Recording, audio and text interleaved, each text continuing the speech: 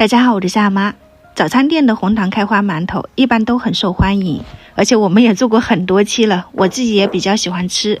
红糖里面我一般都会加一点酱油，它对味道没有什么影响的，就是蒸出来的颜色要深一点。如果你介意的话呢，就用黑糖来做，一般的红糖的颜色都不会很深的。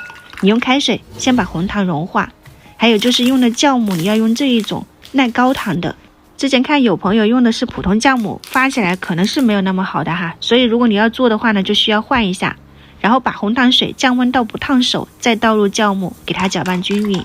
之前我们做的马拉糕、红糖发糕、红枣馒头都是的，静置一小会儿就可以倒入面粉里面了。5克酵母刚好配1斤面粉。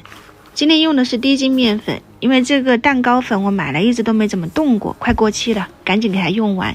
搅拌成面絮状以后，倒上一点食用油，它蒸出来的口感更加的绵润。高中低的面粉都可以用来蒸馒头，只是我们普遍用的都是普通面粉，就是中筋面粉嘛。然后给它揉成团以后，盖上保鲜膜，放到温度高一点的地方去给它发酵。我大概用了就是40多分钟，再加一点红糖、小苏打或者是泡打粉都可以，揉均匀。这里的红糖你可以换成那种块状的，给它切成一粒一粒的揉进去，它蒸出来就是有一点流心的，很好看。然后给它分成3份，每份抹油搓长，像这样子叠在一起，再混合搓长就行了。这个就是开花的一个小方法，因为抹了油它中间会有缝隙，蒸好以后就是裂开花了。